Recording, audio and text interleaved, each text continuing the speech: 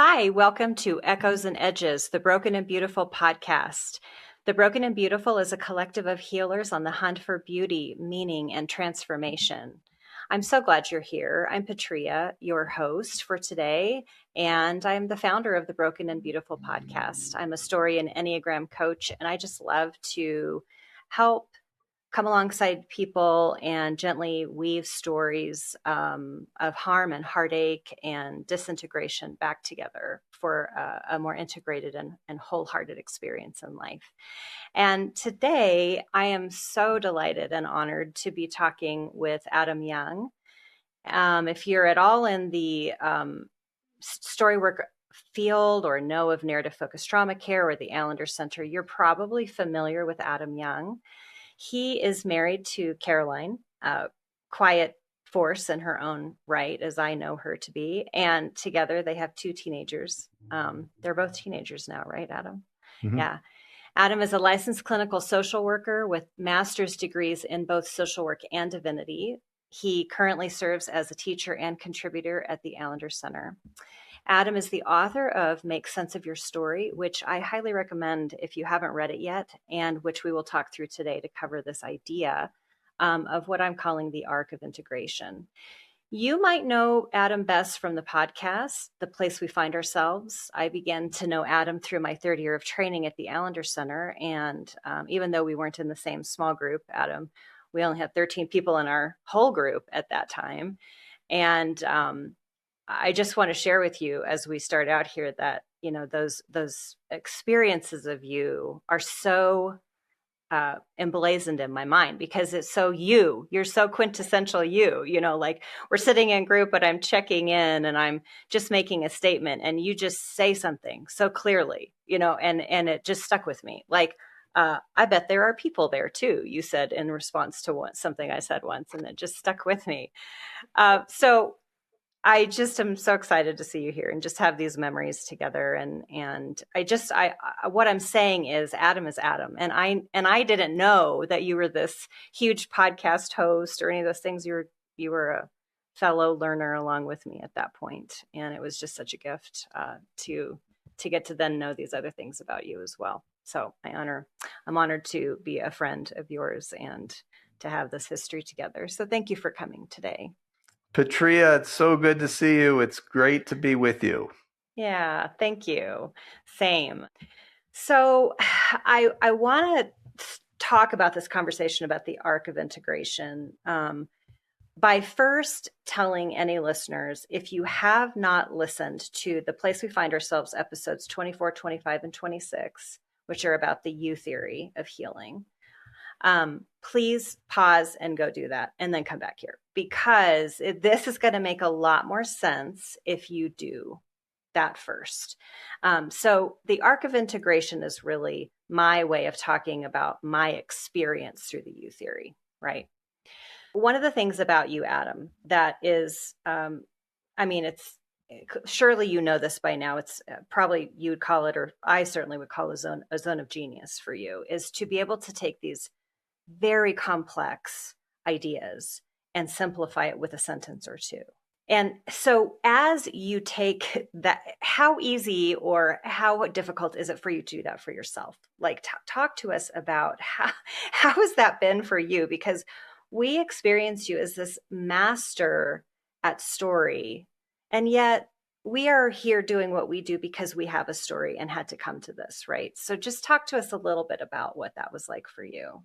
Well, I think there's two thoughts that come to mind. First of all, in terms of master of story, like I would put myself in that category now. But when I first met you, Patria, and we went to separate groups, I was a disaster of a story work engager. Like I was not a master by any stretch. This is something that I've learned by doing and by watching other people do it. So that's my first thought. My second thought, in terms of like making difficult concepts easy to understand, that's just come as I have tried to make sense of my own life and like make my pain go down. So, you know, when you're in pain, emotional pain, you have a lot of energy and motivation to understand what's going on inside and how can I make it hurt less. And so Yeah. my drive to understand, like what, for example, they were teaching us at the Allender Center, was personal. It wasn't professional. It was personal.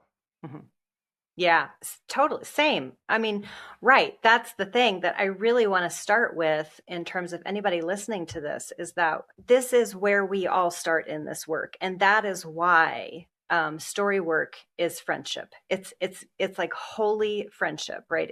At the most base sense, it's humanity and reclaiming and redeeming. And yet there is skill involved and there is learning involved. And so all of those things are really true.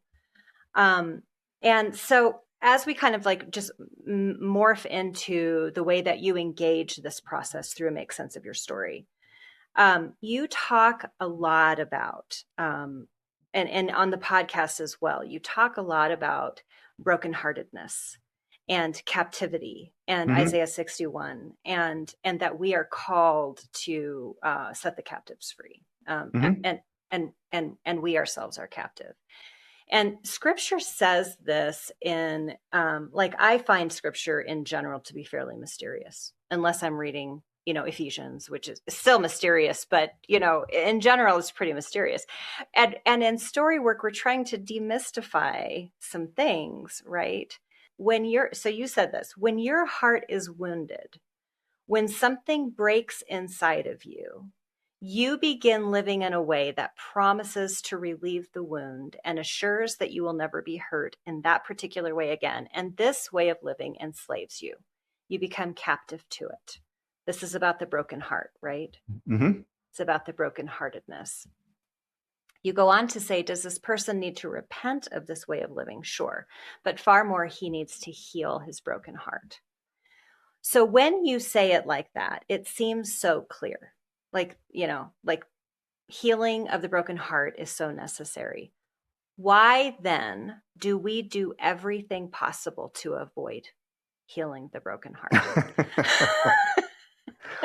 Well, because it's painful to look honestly at the ways we've been wounded. It is less painful to look at the ways we've done harm. Yeah.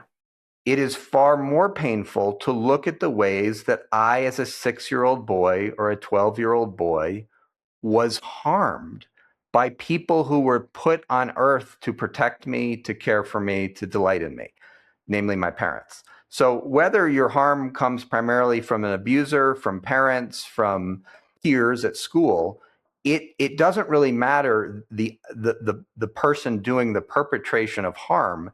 What matters is, am I going to be able to look with my eyes wide open at that very sensitive and wounded boy or girl that I was? And it's hard for us to spend time with the younger versions of ourselves because we were so innocent, so dependent, so needy.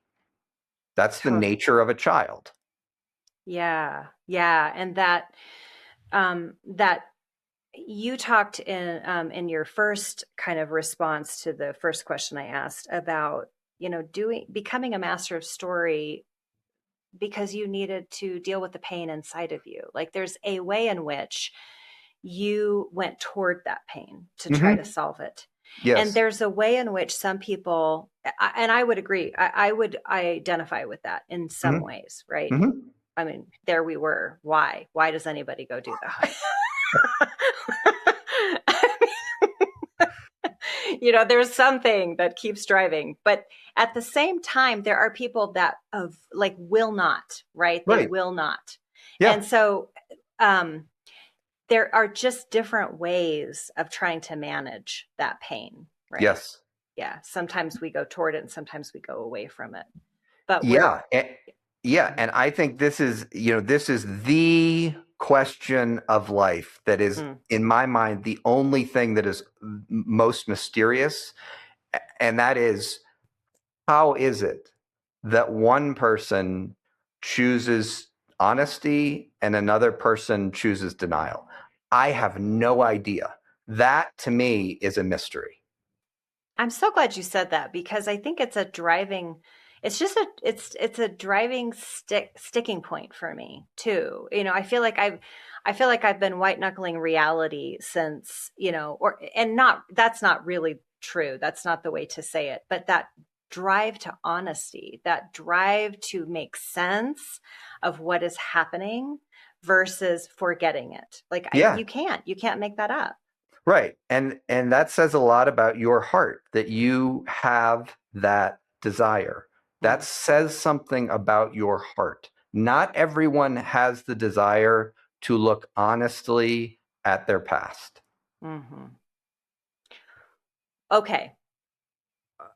Without sounding like I'm trying to get like kudos, but I think it's a good question. What do you mean it says something about your heart? Because people listening are going to want to know the answer to that. What does that Oh, mean? it, Yeah. it means it means that Patria Rector bears a certain level of glory that is Mm, unexplainable apart from that word glory. And all I mean by it is God doesn't force anyone's hand. And God extends the invitation of healing to all people at all times. So, not everyone pursues an honest looking at their past. Not everyone pursues an honest looking at their present heart. hmm You do. hmm That says something about your Patria-ness hmm that hmm I don't have any other word for besides the word glory. And the reason the word glory fits for me is it would make more sense to me knowing what little I do of your story, because you've been on my podcast and shared some of your story. It hmm would make much more sense to me if you chose not to look at how your growing up experiences as a girl have affected you. That I get. That is hmm not confusing to me. Why people choose denial, why choose people say, I'm not going to look at the past, that is not mysterious to me at all. That makes Right. perfect sense to me. You are mysterious to me. You don't make sense to me. That's what I mean by your glory. Yes. Amen. I mean, yes. I mean, I can say yes, and that brings tears to my eyes, just personally. And thank Yeah. you. And yes, that is the thing. It is mysterious, but yet we see this over and over again in this work, right? Yeah. People are drawn to make sense, to try to understand and to keep going toward something. And so, another quote from your book is far more crucial. And this is actually an Eric Hoffer quote. Eric Hoffer from The Passionate State of Mind. Far more crucial than what we know or do not know is what we do not want to know. Well, there it is. Yeah. There it is. The question is, and this is what Jesus asks, what do you want? Mhm. Mm, That's the question. What do you want?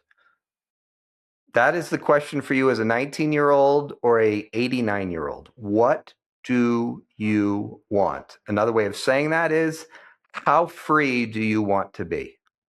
mm, And if you want to be free, you have to look honestly at how your heart has been shaped by your past experiences, because the past isn't past, it's present. It affects our present. What happens this afternoon is affected in your brain, is affected by the past neuronal networks that were shaped through your family of origin and other experiences you had growing up. And so another quote that I love is by Barbara Kingsolver, where she says that illusions mistaken for truth are the pavement under our feet. They are what we call civilization. Now, that's a very poetically prose way of a great novelist saying what I'm trying to say. mhm, Her point is, look, the ground on which many people walk and on which they base their life is an illusion, mhm, i.e., it is an unhonest reckoning with what actually happened to you as a boy or a girl. It's an illusion. And that was true for me until I was 36 years old. The way I understood my story was false. It was illusory. And it wasn't because I was dishonest. It was because I had not shared any of my stories with anyone. And so they couldn't reflect back to me their experience of the boy in the stories. Mm-hmm. I was trying to make sense of my story by myself. And you can't do that, no matter how honest you are, because it was normal for you. I mean, that is so important. We cannot make sense of it by ourselves. And sometimes it's about like even just a good question. Sometimes we're just not asked a good question. The first person I mentioned this on when I recorded with you for The Place We Find Ourselves, Kay, my first mentor, who was so attuned and responsive to me. But I'm telling you, she was not a master of questions or anything like that. In fact, she had a question flip chart, and she would say, wait a second, let me look at my flip chart. And she would flip through her chart to find a question. I know, isn't that just amazing? And it was so helpful to me to just have a question that helped disrupt the narrative in my echo chamber of a brain where I had been trying to make sense of it all by myself. Yes.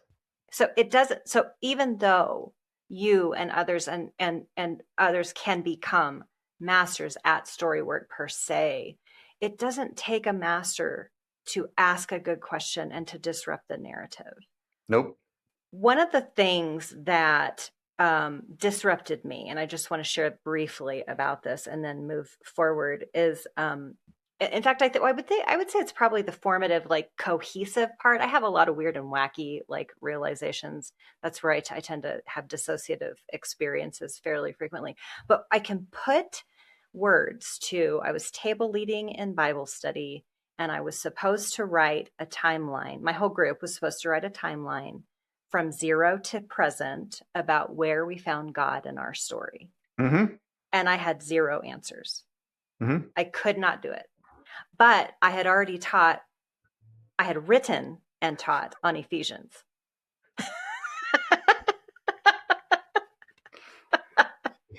Yep.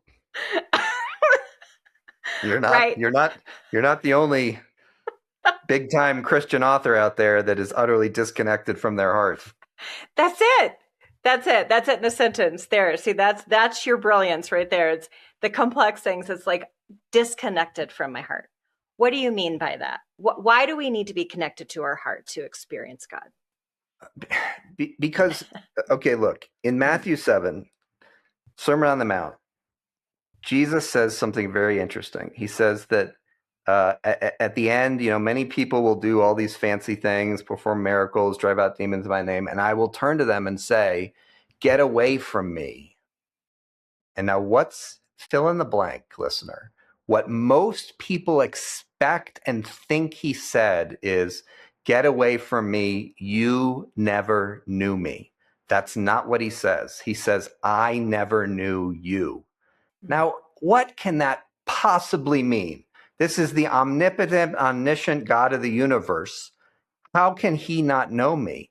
Well, if I don't reveal my heart to God,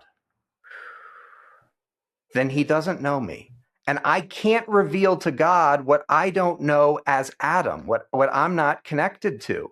What do I mean by your heart? Your deep desires and your deep disappointments. We can just start there. What has absolutely shattered your heart with disappointment?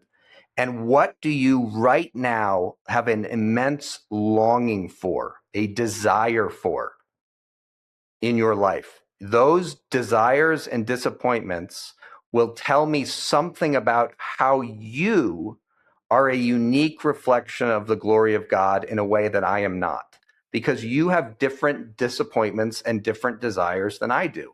And the nature of those tells me about your Petria-ness. Mm-hmm. Mm-hmm. This is reminding me of an image that I had for a long time to understand my experience of faith. I thought of it as faith. And it was of a half formed bridge over a raging river of water. And for decades, it stayed a half formed bridge. And I couldn't understand why God wasn't completing the bridge, because this was all like through healing of different modalities, right? This bridge kept forming. And all of a sudden, it occurred to me that was mine to do. That was my reception. Like when I started telling God my story, that's when the rest of the bridge formed. Yes. And that's what Jesus means when he says, "Get away from me, I never knew you." Yes. He is saying, you never shared your story with me. You never told me Yes. who you are. You never brought your desires and your disappointments to me. I don't know you. Ugh. And implicit in that is I want to, right? Yeah. Oh my gosh. Yes. Yes. Yes. I mean, that's Revelation 3. He's on the other side of the door knocking, but God is not intrusive and demanding. He will not bang down the door of anyone's heart. He will only invite you to share and open the door and say, this is who I am. This is what has devastated me. And this is what I want. Yeah, man. So talk to us about attachment wounds then, because I think of attachment wounds and how we respond or don't respond has a lot to do with attachment wounds. Or attachment wounds is a way to describe it, right? I think that makes sense.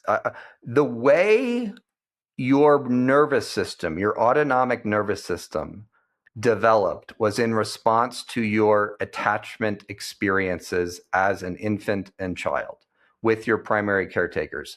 And there's a variety of attachment categories, but it's less important to understand the categories than it is to understand, were you seen and attuned to as a 6-year-old girl? Were you responded to as a 12-year-old boy coming home from middle school? Were you engaged with, i.e., your heart's desires, fears, hopes, longings drawn out by your primary caretakers? If you weren't attuned to well, if you weren't responded to in a caring, meaningful, kind way, and if you weren't pursued sufficiently, then you are going to have what's called an insecure attachment. And what that means neurobiologically is that you do not have the neural networks to feel God's love, period, full stop. And it has nothing to do with weak faith. It has to do with neurons. If I have an insecure attachment style, I will have an insufficient ability to experience God's love. Yeah, you might. I mean, I'm not saying you won't believe it. You can believe all the right doctrine. Your left hemisphere can assent to lots of sentences on pieces of paper that are true, but your body won't feel safe. Yes. With the divine. Yeah. Oof. So a lot of times, I really want to give language to help people move through this attachment piece, because a lot of times I see people getting hung up there, like, I don't know what my attachment style is, and certainly it can vary. I mean, like with my mom, I have a more anxious, ambivalent style. With my dad, I have a more avoidant style. Talk to us about the importance of pinning that down versus continuing to move toward your story. Unimportant to pin it down. Okay. Look, you can. I'm an ambivalently attached man. That will, if I say that to you, it gives you some categories for understanding how I might behave in a romantic relationship and how I might behave with God. But it's not going to tell you the stories of me as a boy, Patria. Like, it's like a diagnosis, isn't it? No, yeah. I want you to know what happened in my family so that you can understand how my heart, mind, brain have developed and been shaped, so that you can know what I need to grow and heal, which Yeah. gives you the opportunity to be an instrument of healing in my life if you so choose to be. But knowing my attachment style, that's only, that's helpful, but it's not going to get you the full way there. What will Yeah. get you the full way there is the stories. It's the stories. And it's the stories in like with people. Yes. Yeah. Relationships. Human beings are created in the image of a triune God, which means we are relational at our core. Nothing affects the development of your brain more than your relational experiences, especially with your primary caretakers. Yeah. And everyone needs to that's an axiom of reality that people need to come to terms with that is as true as gravity. Mm-hmm. Mm-hmm. I call that emotional math. It's math. It's It is math. math. Great. It will Great word. always equal this. And Yes. so there is that there is that reality with avoidant attachment versus like ambivalent attachment, where there's an avoidance of the story and deep, like that's more, I can relate more with that. I would have said I have no stories until literally God tapped me on the shoulder and was like, you need to write your story. I fought with him for two. So there's this, like, there is a reality in which it plays out, right? And it makes relationships messy and complicated at times. But my premise is, if you're not in mess, you're not in relationship. So there's some version of mess going on in real relationship all the time.